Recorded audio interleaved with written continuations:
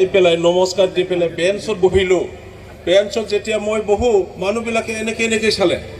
এজনটো এনেকৈ চাই পেলাই গুচিয়ে গ'ল। মোৰ কিবা ডাউট লাগি গ'ল, এইটো কি হ'ল, কি চিনাকি এজনো নাই, মানুহবিলাক কিয় এনেকৈ চালে।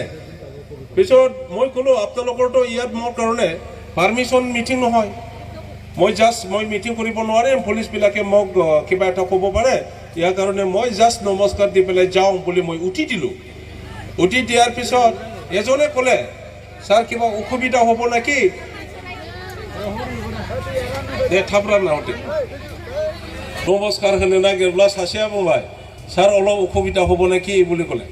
মই ক'লো কিয় অসুবিধা হ'ব, হা আমাৰ বেলেগ মিটিং আছিল ছাৰ বুলি ক'লে।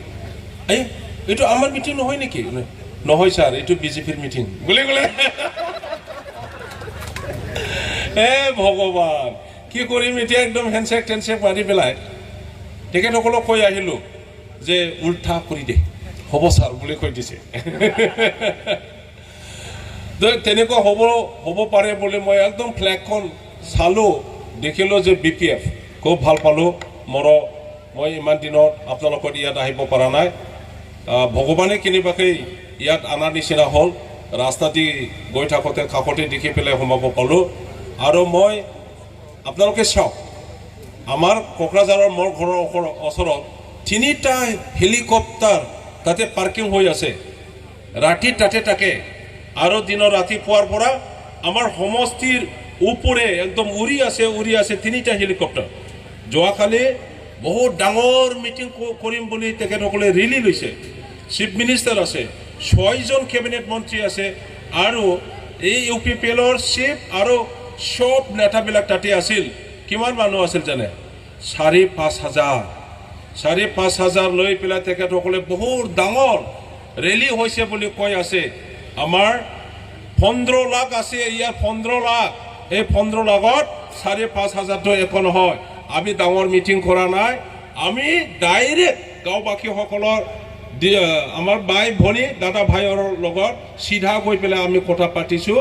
যি মনৰ কথা, আমাৰ BTC ৰাজনীতিৰ কথা, আমাৰ শান্তি প্ৰতিষ্ঠাৰ কথা, বিভিন্ন জাতি গোষ্ঠীৰ মাজত একতা, দাদা ভাই ভাতৃত্ব, ইউনিটি আনাৰ কথা। আৰু অঞ্চলত হাগ্ৰামা মহিলাৰী ডাঙৰীয়াৰ যি 15 বছৰ শাসনকাল, এই 15 বছৰ শাসনকালৰ যেনেকৈ উন্নয়নমূলক কাম হৈছিল, য'ত ৰাস্তা নাছিল ইয়াত ৰাস্তা বনোৱা হৈছে, যি নদীৰ ওপৰত দলং নাছিল ইয়াত দলং বনোৱা হৈছে, য'ত স্কুল নাছিল স্কুল বনোৱা হৈছে, য'ত হস্পিটেল নাছিল হস্পিটেল বনোৱা হৈছে, য'ত ইৰিগেশ্যন নাছিল ইৰিগেশ্যন বনাই পেলাই কৃষকসকলক খেতি পথাৰত পানী যোগানৰ ব্যৱস্থা কৰি দিয়া হৈছে, য'ত আমাৰ কৃষকসকলে নিজৰ উৎপাদন বেচিবৰ কাৰণে বজাৰ নাছিল, তেনেকুৱা জাগাত বজাৰৰ ঘৰ বনাই পেলাই আমাৰ কৃষকসকলক, ৰাইজক, গাঁওবাসীসকলক বেচিবৰ কাৰণে সুবিধা দিয়া গৈছিল। য'ত মানে আমাৰ গোটেই BTC অঞ্চলত ইউনিভাৰ্চিটি নাছিল, তাত ইউনিভাৰ্চিটি বনাই দিয়া হৈছিল। য'ত ইঞ্জিনিয়াৰিং কলেজ নাছিল, তাতে দুইটা ইঞ্জিনিয়াৰিং কলেজ কোকৰাঝাৰত বনোৱা হৈছে। য'ত নাৰ্ছিং কলেজ নাছিল, তাতে নাৰ্ছিং কলেজ বনোৱা হৈছে। য'ত আমাৰ BTCৰ বাউণ্ডাৰী নাছিল, 4টা ডিষ্ট্ৰিক্ট কোকৰাঝাৰ, চিৰাম, বাক্সা, ওদালগুৰি বনাই পেলাই হাগ্ৰামা মহিলাৰীয়ে 40টা বিভাগ লৈ পেলাই চলাই ভালকৈ ৰাইজৰ কল্যাণৰ কাৰণে, অঞ্চলৰ উন্নয়নৰ কাৰণে যি ক্ষমতা দিছে, এইটো লৈ পেলাই কাম কৰিছিল। আৰু সেই 40টা বিভাগৰ যি 3rd গ্ৰেড 4th গ্ৰেড চাকৰি দিয়াৰ যি ক্ষমতা BTCক দিয়া গৈছিল, ইয়াৰ দ্বাৰা 2003 চনৰ পৰা 2020 চনলৈকে আমি বছৰত 1000 হ'লেও 5000 জন হ'লেও আমাৰ ল'ৰা ছোৱালী শিক্ষিত ডেকা গাভৰুক আমি চাকৰি দিছিলোঁ। কিন্তু আজি এই চৰকাৰে 17 বছৰৰ হাগ্ৰামা মহিলাৰ একো কৰা নাই, BPF দল একো কৰা নাই। এই তেনেকুৱা খোৱা ব্যক্তিসকলে 2020 চনত যেনেকৈ ডাঙৰ কথা কৈছিল, ছুইজাৰলেণ্ডৰ নিচিনা হ'ব বোলে বড়োলেণ্ড, ঘৰে ঘৰে চাকৰি পাব বোলে আমাৰ ল'ৰা ছোৱালীবোৰে, 75,000 পাব বোলে আমাৰ মহিলাসকলৰ সেল্ফ হেল্প গ্ৰুপবিলাকে।